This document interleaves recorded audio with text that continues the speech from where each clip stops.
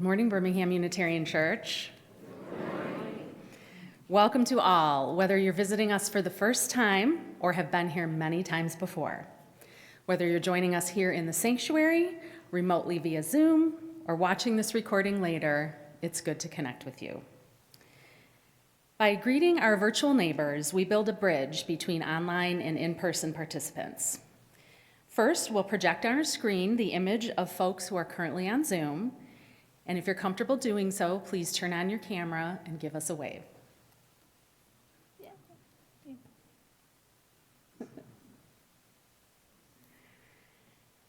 Now, we who are gathered here in the sanctuary are invited to turn and face the camera in the back and give everyone on Zoom a wave.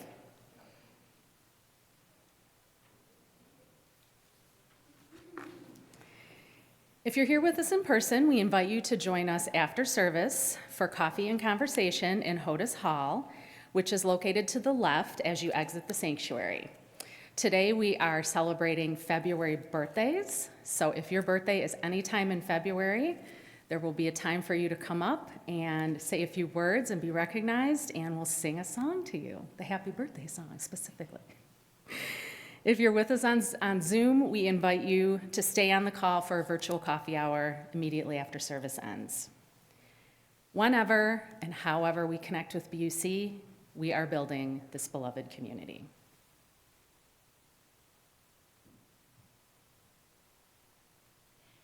The campus of Birmingham Unitarian Church occupies the ancestral, traditional, and contemporary lands of the Anishinaabe Council of Three Fires, Ojibwe, Ottawa, and Potawatomi peoples.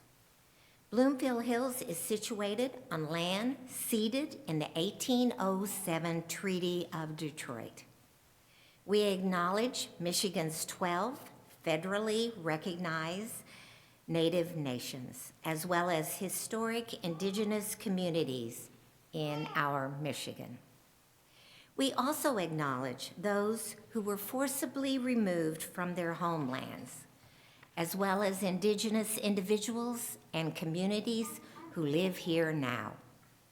We affirm indigenous sovereignty, history, and experiences.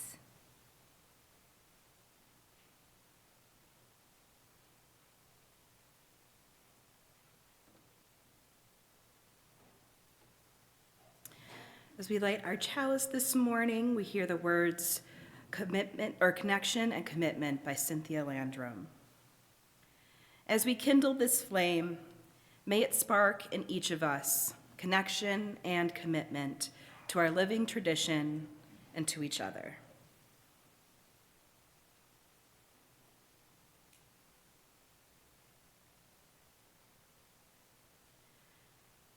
Now, if you will please rise in body or spirit as we sing our first hymn, number 299, Make Channels for the Streams of Love.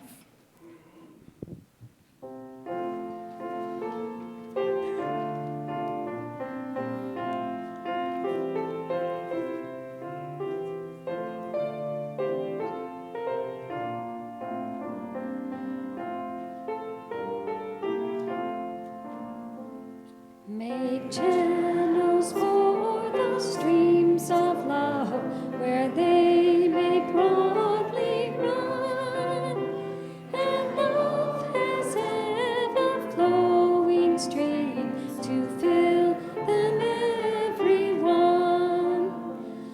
But if at any time we seek such channels to provide,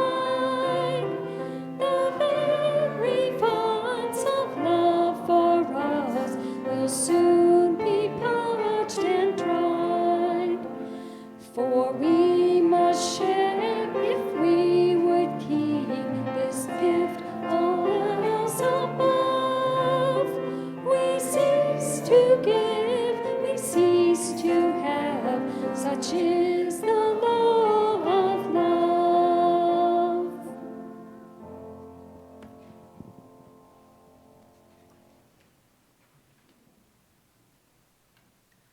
Children of the earth and sky, we are nurtured sustained, given warmth and light from above and below. Supported by Earth's strong, firm crust, we build our homes, till the fields, plant our gardens and orchards. When we turn from self and seek to be aware, we will find holy light in human faces, in blossom, birdsong, and sky.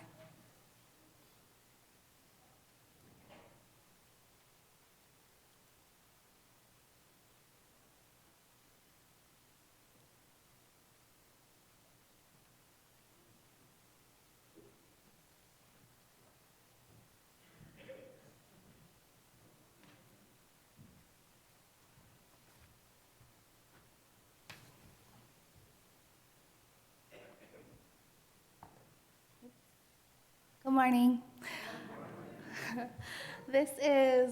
My name's Jess, and this is my husband, James, and our son, Enzo.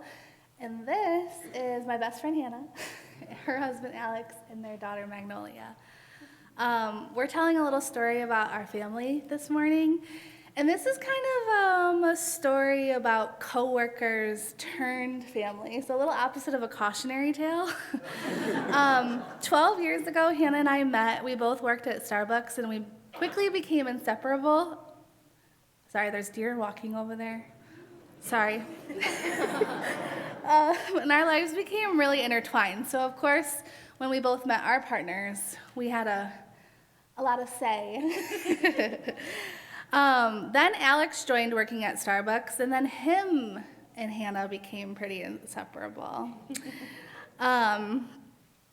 Fast forward, they moved in together, and it was also that they could adopt my dog that I had at the time, Winnie. So, yeah, I'll let them tell a little bit about their family first. All right. Our family really started when we moved in together. We did it for the dog, which I think is like true millennial fashion.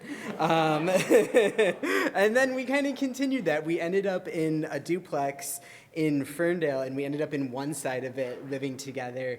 But then when James came along, we overtook the entire duplex, and it was a really special time in our lives because we got to share so much. We were all cooking dinner once a week, so we were having home-cooked dinner after work every day. We shared projects in the backyard, so Jess ran the chickens, I had the bees, Hannah had the garden. James helped all the time, he did the dog poop.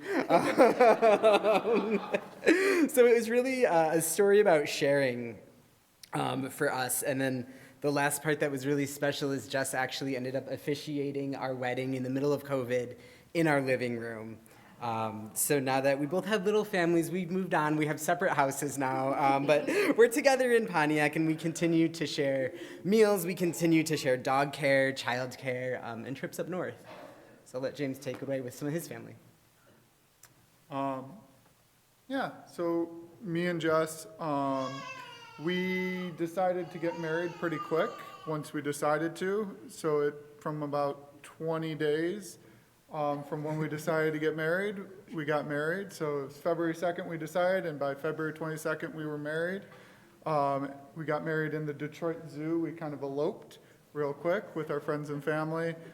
Didn't tell the Detroit Zoo. Someone almost threatened to break it up, but because we didn't tell them, but they were nice enough to let us finish.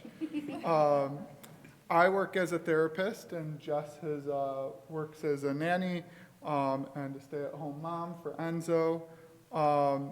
This decision, the decision not to work in a traditional field so that Enzo can be just with us and enjoying us and getting to raise him as we want and with our values. And it's something that we both cherish and feel is a privilege. We are held together as a family through our shared values and goals in life. We have a passion to be mindful of our environment, the spending quality time and being present with each other in our community, and communicating empathy and having fun and playing.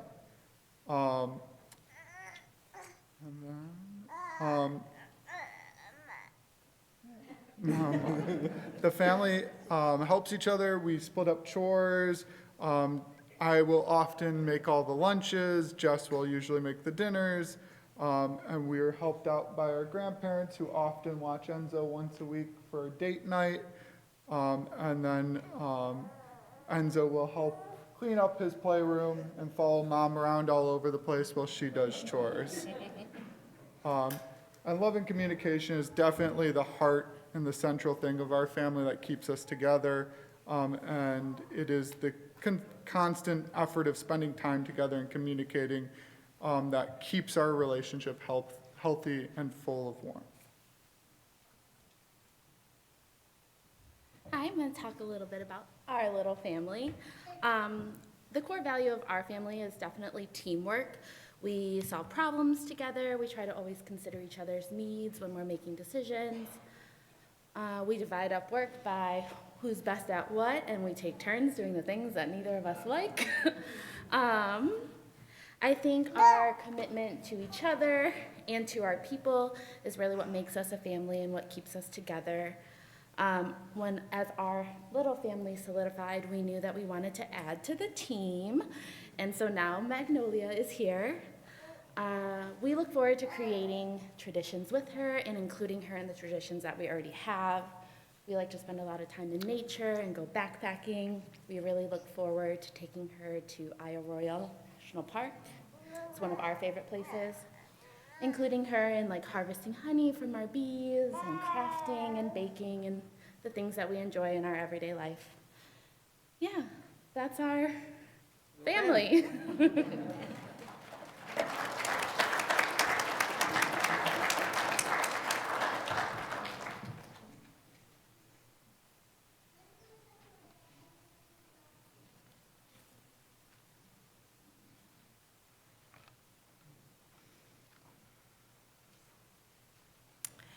So I have a story for you all, and I might need a little bit of help every now and then. So I'll let you know exactly when, and I know that everybody is able to help with this one. Once there lived a man who did nothing but complain about his family. No one would believe the things that go on in my house. I have no peace. What can I do? He said to his friend. Go to the rabbi. He's very wise and knows plenty about family troubles. So the man went home to think about his friend's advice. Could things be worse? He asked himself. Nope, they couldn't, he answered himself. I'll go to the rabbi. To the rabbi, he said, my daughter won't lift a finger around the house. My wife scolds and whines. The baby screams all day and all night. The twins fight like cats and dogs, and the cat and dog also fight too. Who needs it? The rabbi nodded wisely. Do you have any chickens? Yes, said the man. Bring them into the house, ordered the rabbi. And ask me no questions. Needless to say, the man's wife was amazed to see her husband shoo the chickens, shoo all those chickens into the house. All he said was, the rabbi has spoken. After a miserable day and night, the man returned to the rabbi to complain. On top of everything else, I can't turn around without stepping on a chicken. What am I to do now? Do you have a cow? Asked the rabbi. Yes, said the man. Bring her into the house. The rabbi has spoken, said the man to his wife as he led in the cow. Oh, you guys are so good at this.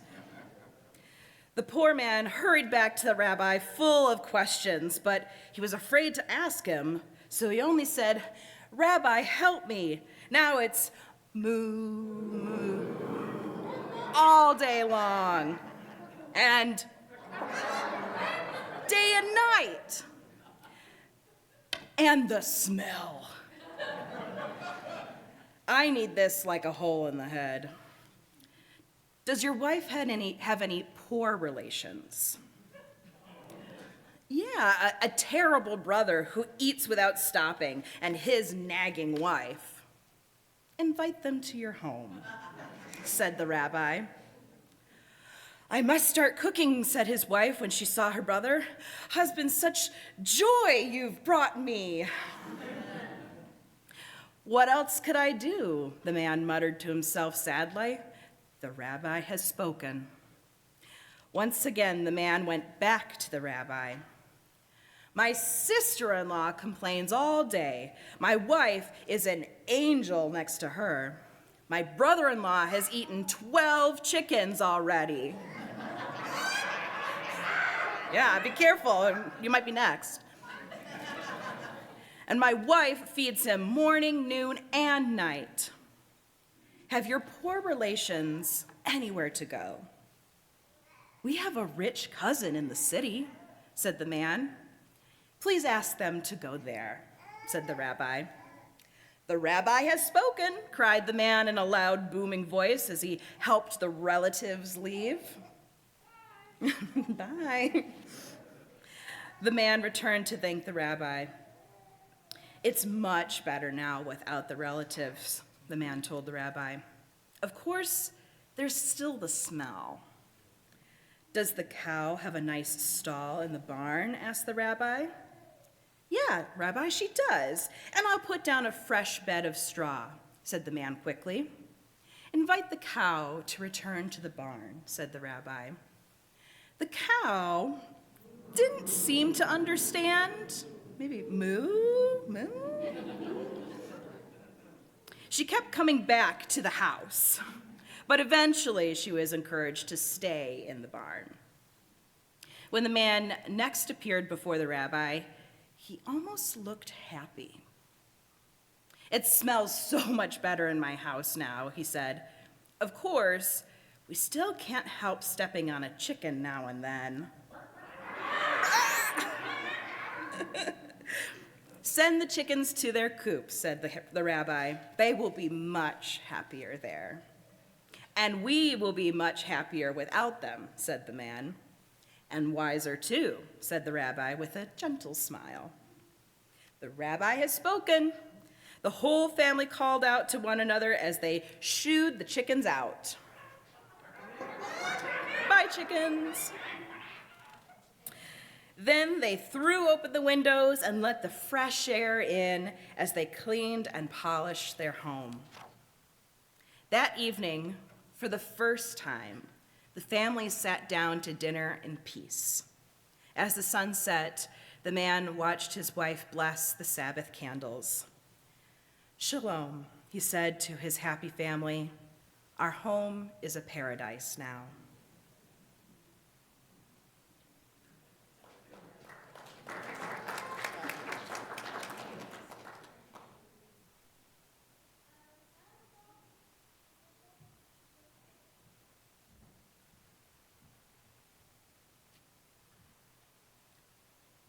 Good morning, everyone.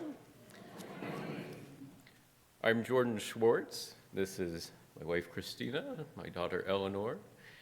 I'm originally from Charlotte, North Carolina. Christina was a Navy kid and lived in Japan and several places in the United States, including Connecticut, Washington, and Hawaii.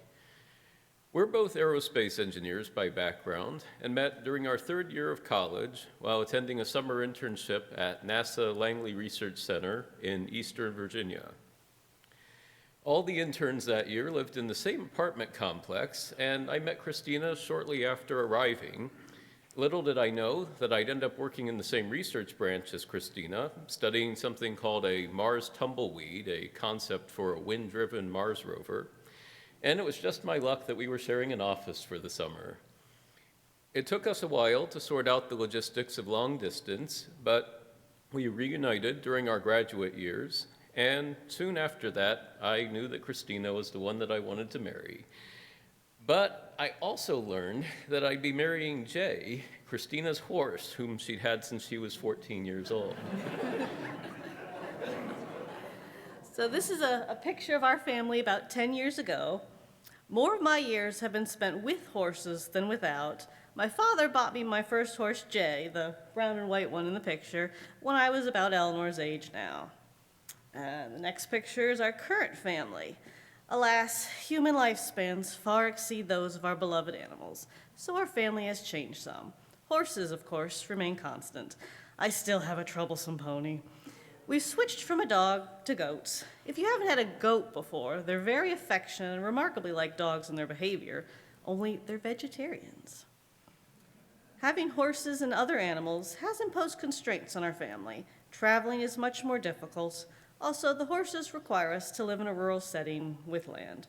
We once lived an hour from the nearest grocery store. However, Michigan seems to have the great trifecta: pasture land, proximity to the grocery store and other amenities, and an engineering business where Jordan can work. I was born in North Carolina, but I've lived in Michigan for most of my life, so I don't really know what North Carolina is like. I grew up during the coronavirus pandemic. Before that, I went to my friends' birthday parties, but after that I couldn't. We wore masks for a while after that, and we still do sometimes. Mama homeschooled me during the pandemic, and she still does, so I like seeing new people and making new friends. My family is very crafty.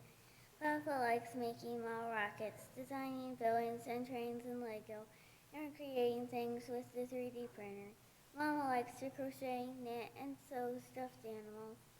I like to make people from clay and dioramas for them to live in.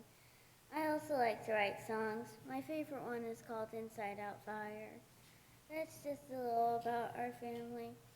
Of course, we will be happy to talk to you and learn more about your families as well.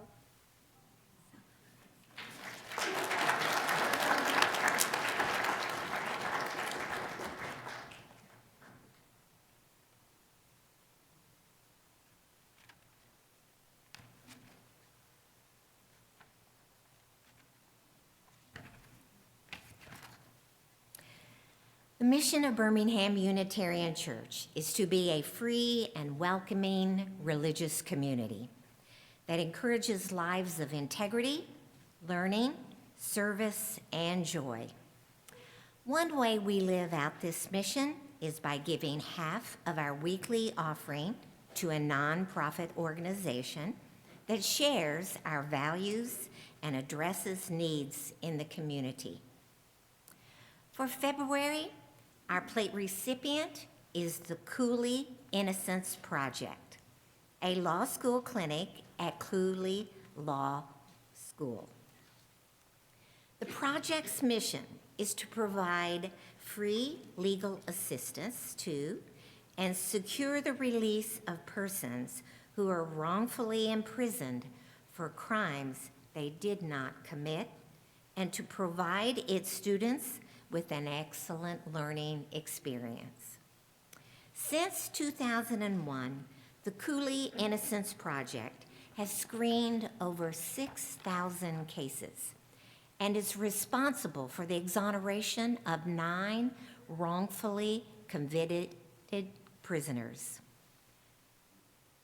This morning, you will also have, we're introducing this project, but we have a very special member that some of you have heard before in our congregation, Jessa Weber, and she'll be sharing more with us during the month, so look for an incredible video and film that is coming out, and we're going to have an opportunity to share it with our whole congregation.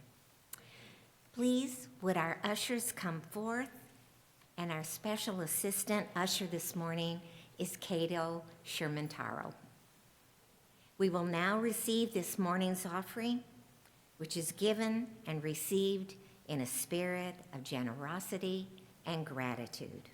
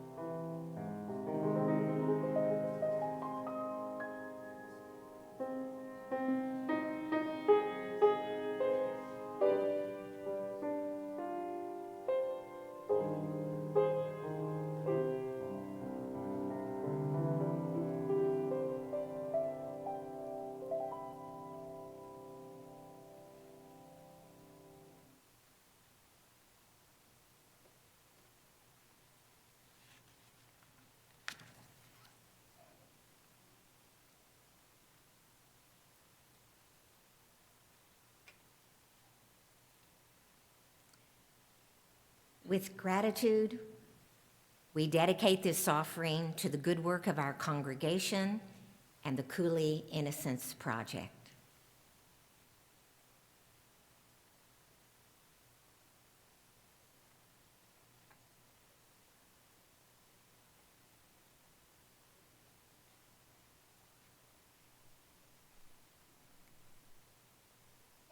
When Reverend Connie requested of her worship associate, to share my thoughts on what makes a family, I enlisted a collaboration and some literature.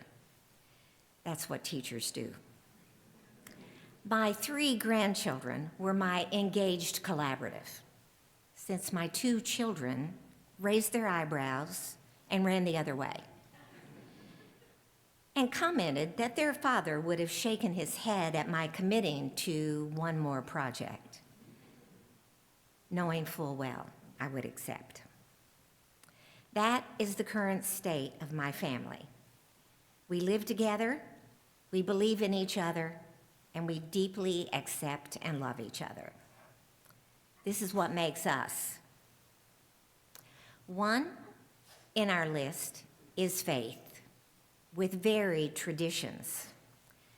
My birth family were active participants in a very conservative Christian church.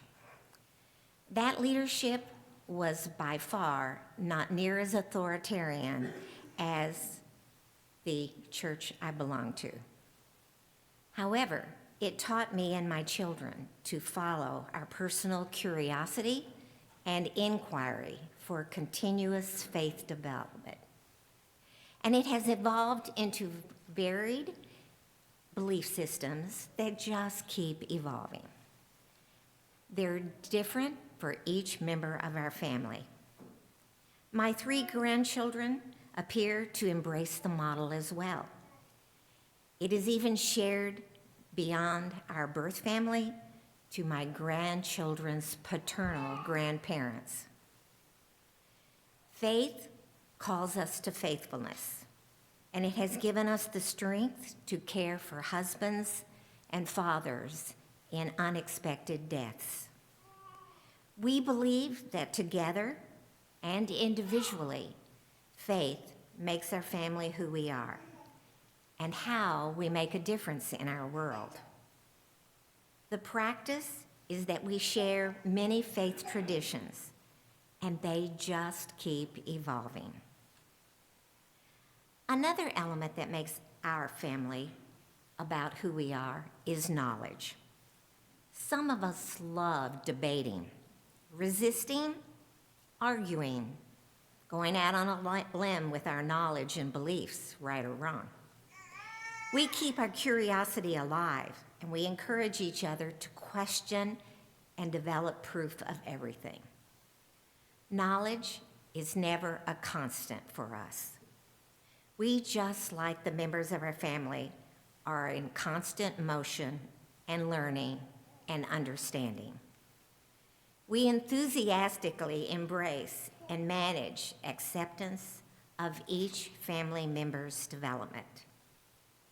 Individually, there are passions for soccer, aviation, fishing, justice, law, being the rah-rah member of the family, for freedom, scary adventures, politics, cars, history, racing, the environment, community, wherever and whatever.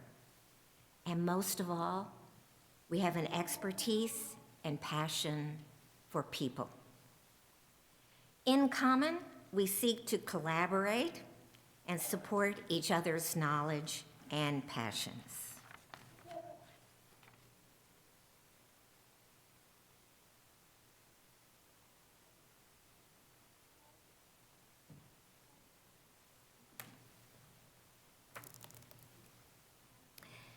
It is from literature that I come to my own personal meaning of family.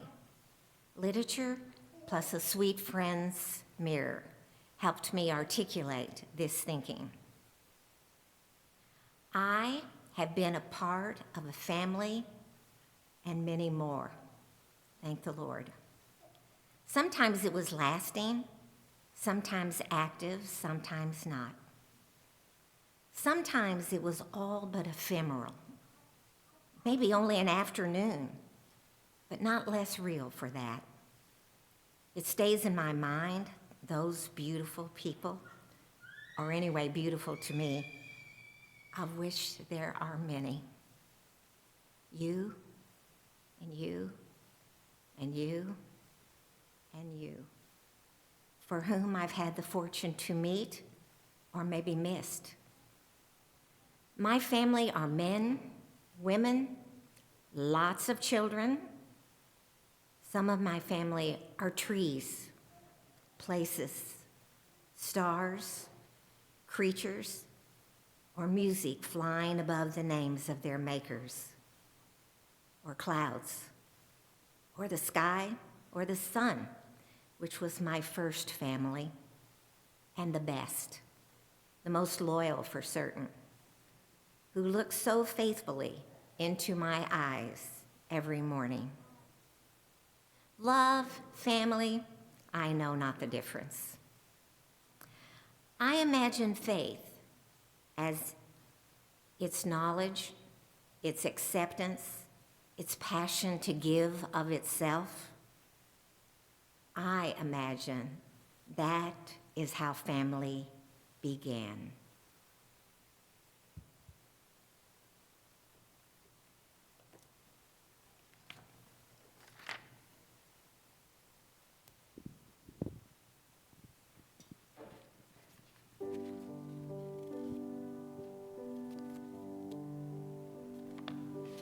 We've cleared off the table, the leftovers saved, washed the dishes and put them away. I've told you a story and tucked you in tight at the end of your knockabout day. As the moon sets its sail to carry you to sleep over the midnight sea, I will sing you a song no one sang to me.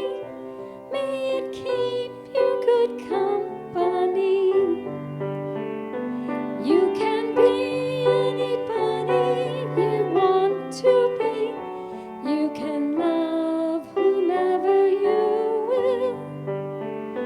You can travel any country where your heart bleeds, and know that I will love you still. You can live by yourself, you can gather friends around, you can choose one special one, and the only measure of your words and your deeds will be the love you leave behind when you're gone. Some children grow up strong and bold, while some are quiet and kind. Some race on ahead, some take it slow, some go in their own way and time. Some women love women, some men love men, some leave every label behind. You can dream all the day, never reaching the end of everything possible you'll find. Don't be rattled by names, by taunts, by games, but seek out spirits true. If you give your best friends the best part of yourself, they'll give you the same back to you. You can be anybody you want to be. You can love whomever you will. You can live in any country that your heart bleeds, and know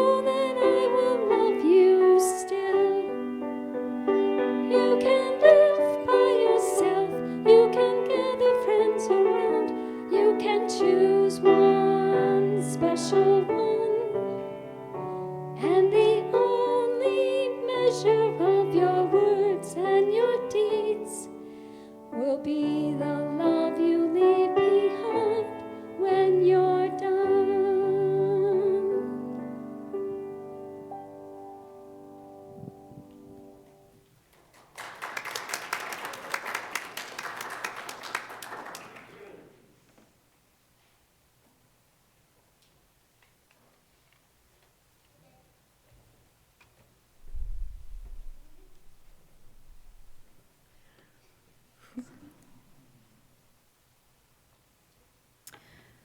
My family has always been a theater family.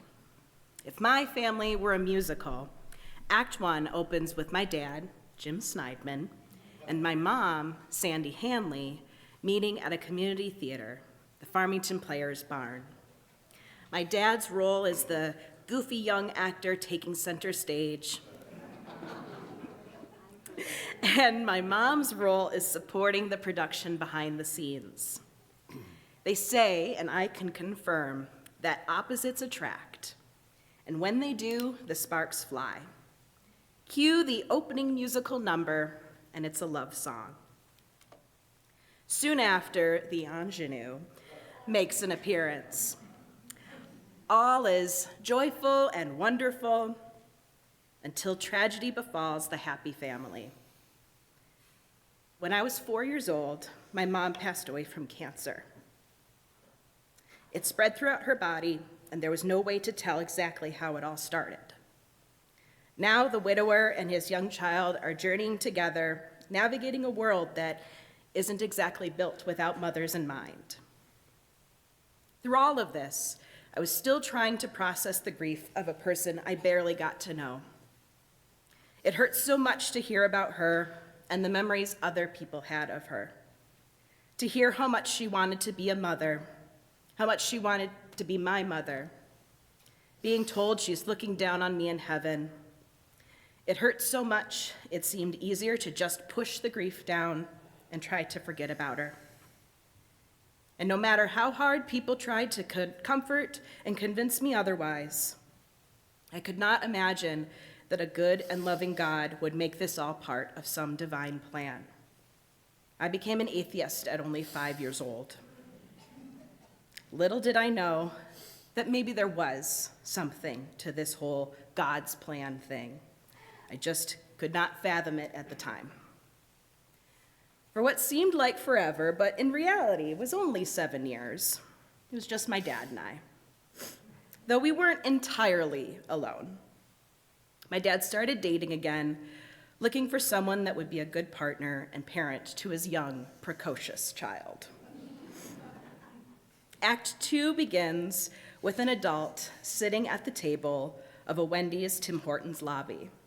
But then we see 2 high school teens walking past one another, although they don't exactly acknowledge each other, at least not yet. Jim Snideman and Terry Spencer both grew up in Southeast Michigan. Jim's family moved to from Detroit to Commerce, and he began his freshman year attending Walled Lake Central. Terry was born and raised on a farm in Wixom, and she attended Walled Lake Western. Both of them were involved in theater and music, so the likelihood that they cross paths at some point is very probable. His path took him to Central Michigan, and she went on to Concordia College in Ann Arbor. But as it turns out, both of them had found their way back to the homes of their adolescence, paving the way for them to meet at the Wendy's Tim Hortons in Walled Lake. I stumbled across Terry's profile online, Match.com, actor, writer, director. She seemed playful, literally, but she seemed like someone who would get it.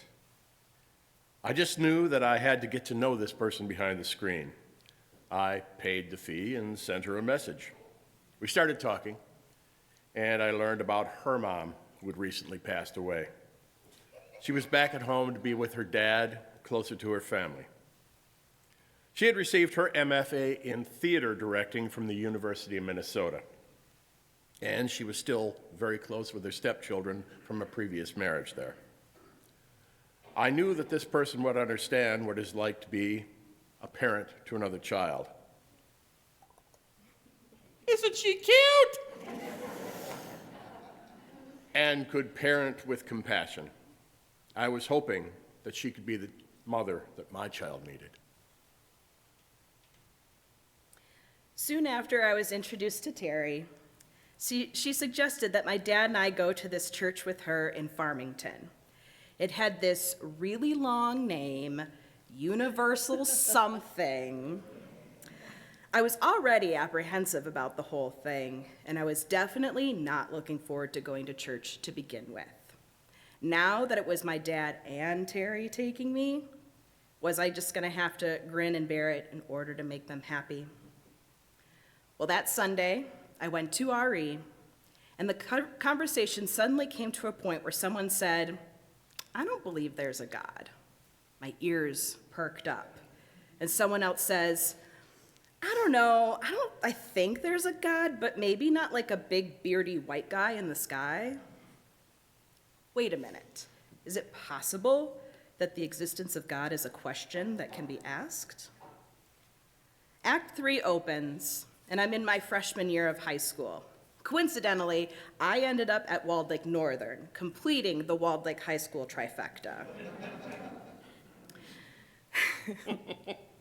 Right around Halloween, my dad was diagnosed with cancer, a high-stage sarcoma, which is a type of bone cancer. Thankfully, it was encapsulated in the bone and had not metastasized. He went in for a limb salvage surgery and went through chemotherapy beginning around Christmas time. As some might say, by the grace of God, he made it through his recovery and into remission. But my dad and Terry are the ones who deserve all the credit because they worked so hard to get my dad healthy and be parents to me at the same time. To say that I was angry at God is an understatement. A cousin from Sandy's side of the family once asked me in a disparaging kind of way, "So, why don't you believe in God?" I boldly reply, "Why would I believe in something whose grand idea would be to give my mom cancer, have it kill her, and then turn around and give my dad cancer?" She didn't have anything to say about it. Because when you put it like that, it's hard to argue, especially with an angry, angsty teen. It took a few more years, but then I realized maybe there really is something to this whole divine plan thing. After I graduated from high school and bridged into young adulthood, I was lucky enough to have some of my closest UU friends right by my side, even living in the same house. And one midwinter evening, I had an epiphany. Cue the spotlight, soft, contemplative music starts to build. What if it was God's plan all along? I certainly would not be who I am today, and I very likely would not be standing before you each Sunday if Terry hadn't come into our lives. All this time, I'd been so angry with God that I had vehemently denied its existence. But what if this was actually part of a divine plan? It's still pretty morbid, though, that so many people had to suffer such great losses for this plan to come to fruition. Despite all of the pain leading up to it, I am still so thankful that Terry came into our lives. This is my Ohana.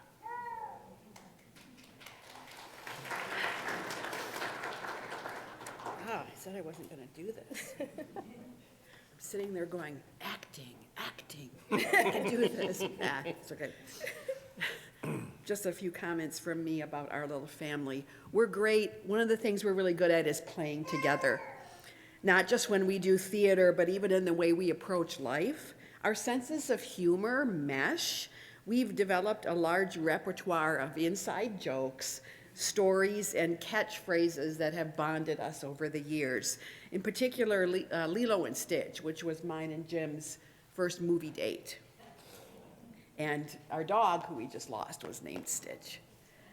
But humor is one of the things that drew Jim and I together, and Shannon is a chip off the old block, for sure. We still enjoy movies, TV shows, and games together when we can, and it's always full of love and laughter.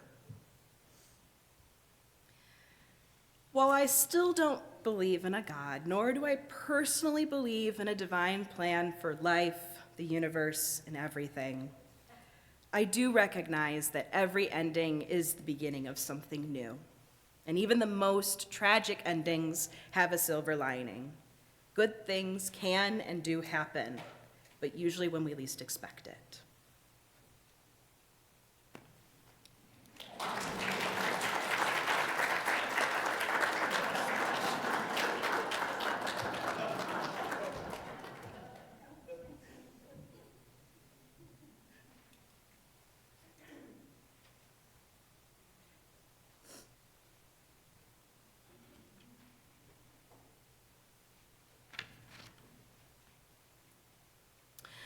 I'd like to invite a couple helpers up to help me with this, and we are going to do a body prayer meditation together. So I invite you to join me as we move through some motions. I will kind of give you the words, so feel free as it moves you.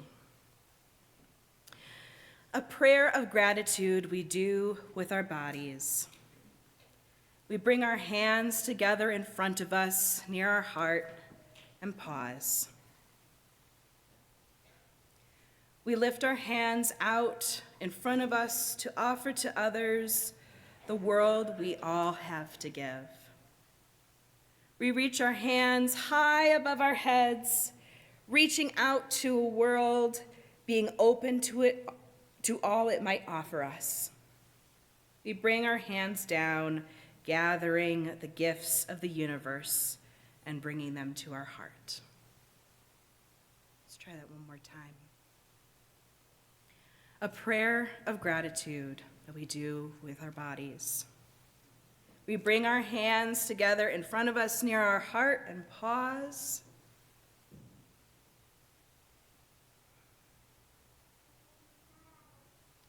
We lift our hands out in front of us to offer to others and the world we all have to give.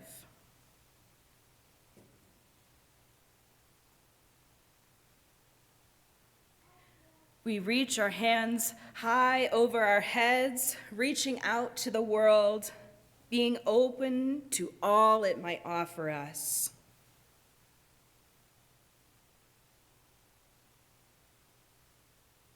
We bring our hands down, gathering in the gifts of the universe and bringing them to our heart.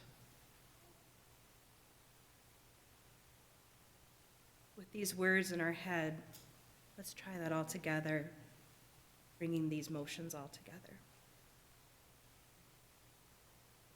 Give yourself a nice big hug with your hand over your heart.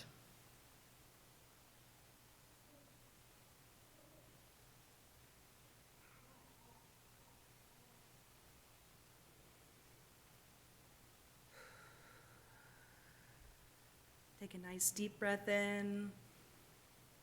Slowly let it out.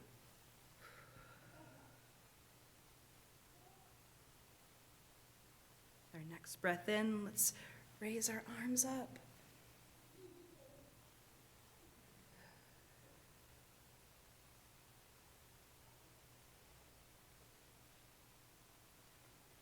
Take a deep breath in. And as you exhale, bring your hands back down. And give yourself one last big hug.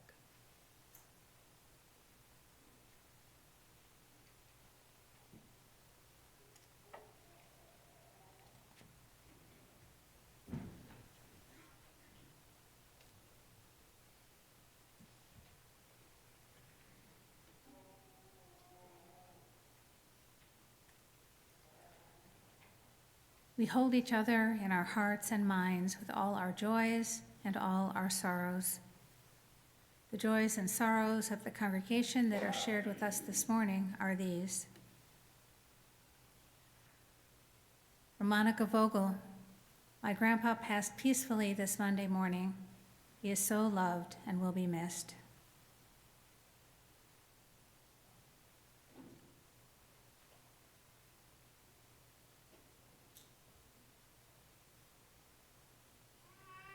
From Jean Sims, Jean and Bonnie Sims have nearly recovered completely from the COVID. And from Larry Larson, our good friend Larry Friedman is back home, testing negative for COVID. He's in good spirits, expecting to live to be 100, and he's almost there. He turns 98 tomorrow, February 3rd. We remember those experiencing losses and those facing health challenges. We pray in whatever way we pray for all those affected by war, by hatred and violence. We pray for peace. The cares of the world are many. Even when the cares of the world weigh on us, may we find joy in our connections with each other and in the pleasures that life holds. Let us take care of one another and ourselves in all the ways we can. Let us make this a safe and welcoming place for all.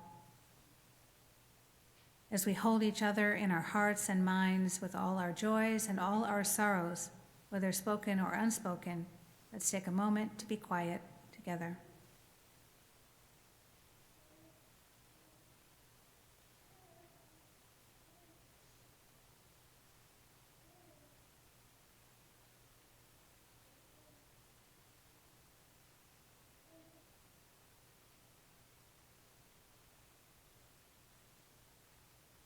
Please join in singing hymn 123, Spirit of Life.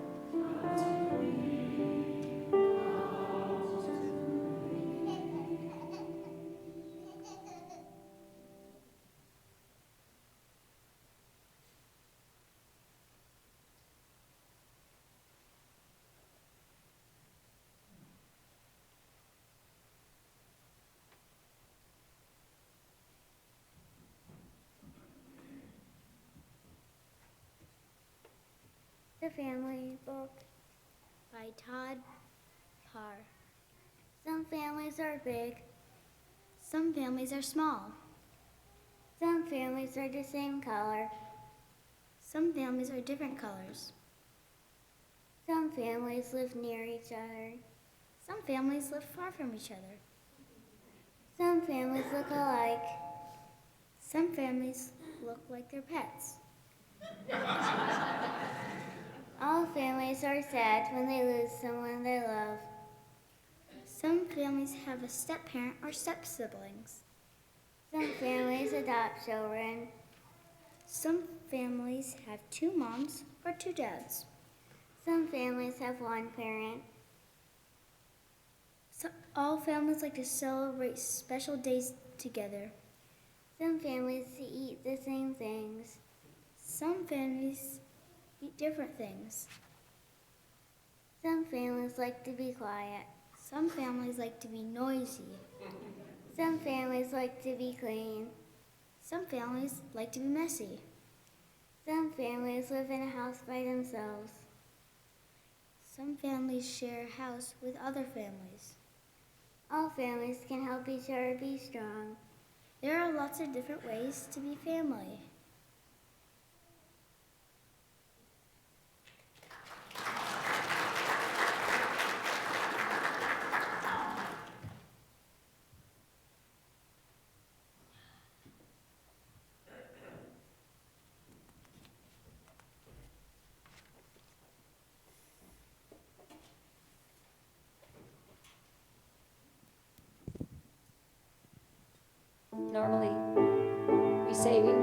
you can stand as you're willing and able. This time we're going to say you can dance as you're willing and able.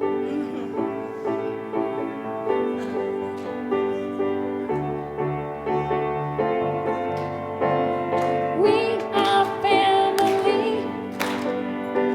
I got all my sisters and me. We are family.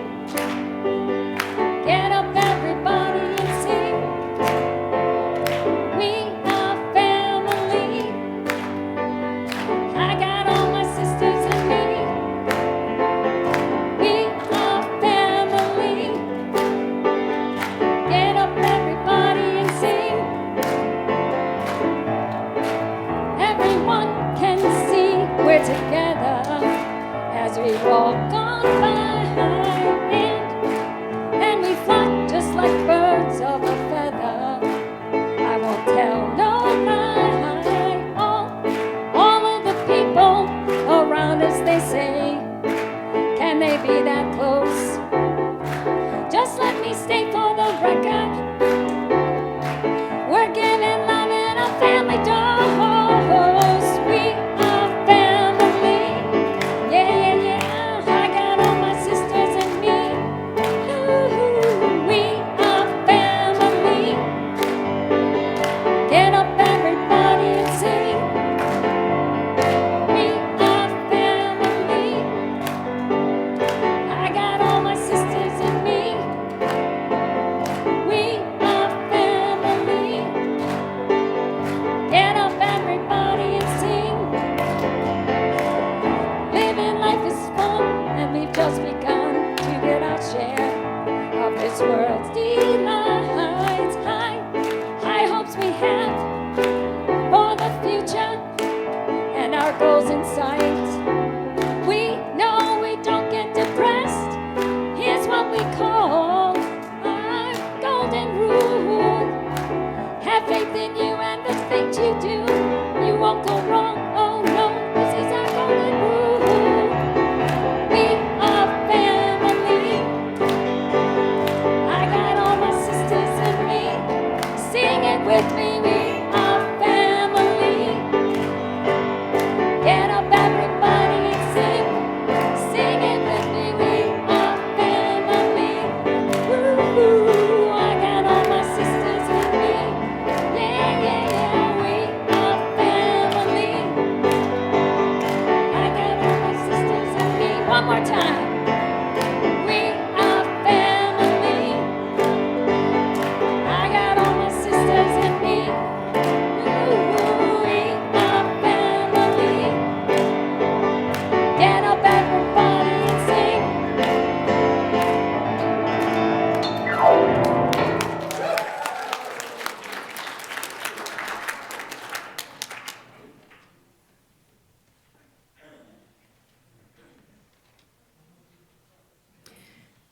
Each of us would have a story, or many stories, to tell about our own unique families. Families come in many shapes and sizes, and they change over time. Now, among you, feel free to raise your hand and share with us.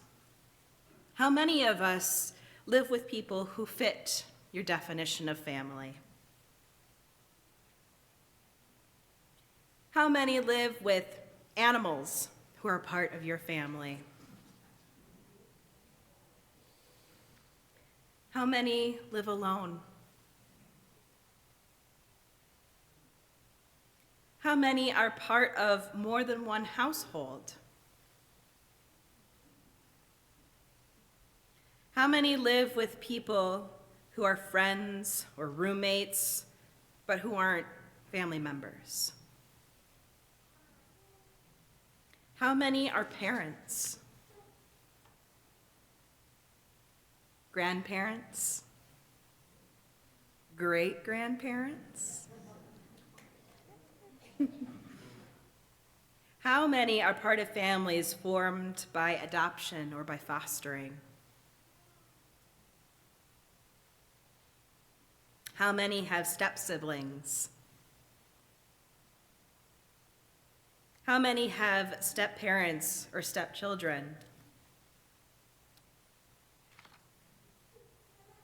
How many live in families of 2 generations living together? Parents or grandparents and children? How many live with people of only 1 generation, spouses or parents? How many live with 3 generations together, children, parents, and grandparents? How many are only children? How many have siblings, not necessarily living with you? Okay. 1 sibling? 2? 3? 4 or more? How many? 5? All right, we got 5, 6, 7. Do we have an 8, 9?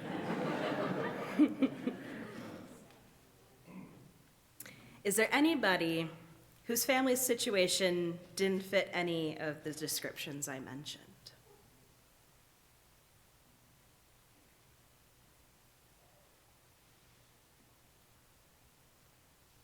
Families are formed, of course, not just by groupings of people, but by relationships among people.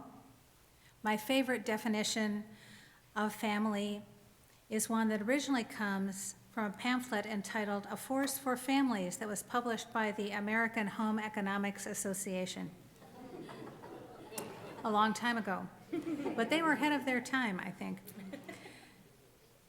The family unit is 2 or more persons who share resources, share responsibility for decisions, share values and goals, and have commitment to one another over time. The family is that climate that one comes home to, and it is this network of sharing and commitments that most accurately describes the family unit, regardless of blood, legalities, adoption, or marriage. Each of us has our own personal definition of family, colored both by the people who happen to be in our own families and by our relationships to them. We don't always like all the people in our families. Sometimes we love them even though we don't like them. Sometimes the people in our families live with us or near us, and sometimes we might think they live entirely too close. Sometimes the people in our families are far away or live only in our memories. In our family stories, there may be pain because of loss or conflict, and there may be great joy. Our families are part of who we are. We are both formed by our families of origin, our families of birth and upbringing, our communities, the family of humankind. We go on to form families of choice and circumstance, networks in which we are nurtured and in which we nurture others. Some of the things that make a family are joys and challenges, working and playing together, tradition and history, and perhaps most of all, love, as we have heard about this morning. Now I invite you to rise in body or in spirit, and feel free to dance along. Hymn 311, Let It Be a Dance.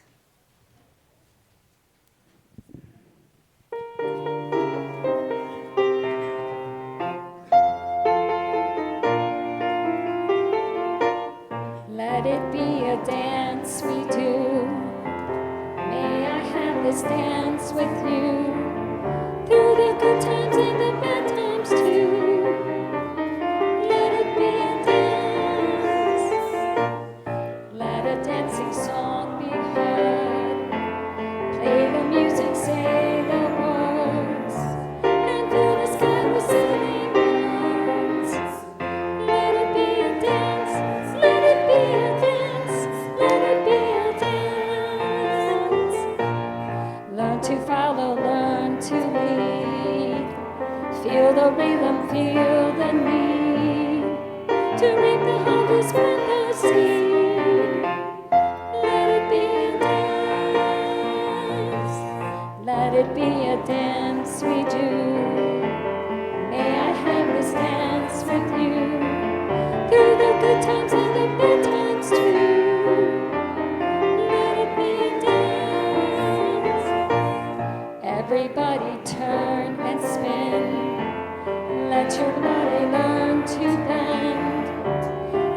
the willow in the wind. Let it be a dance, let it be a dance, let it be a dance.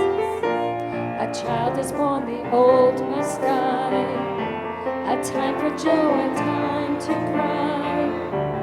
Take it as it passes by. Let it be a dance. Let it be a dance we do. May I have this dance with you through the good times and the bad times too. Let it be a dance. Morning star comes out at night. Without the dark there is no light. If nothing's wrong, then nothing's right.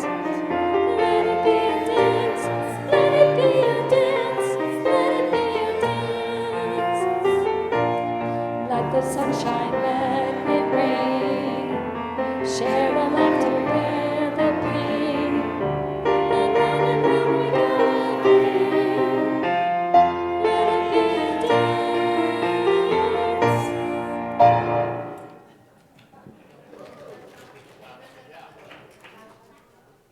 I didn't see too much dancing, but I'm sure you were dancing in your hearts. Feeling it. May we affirm, enjoy, include, and appreciate each other in our differences and our similarities. May our lives grow wider, expanded by our understandings of what it means to be related. May we live our lives fully and creatively so that we may be a blessing to ourselves, to each other, and to all those whose lives we touch. Feel free to continue dancing as you listen to the postlude.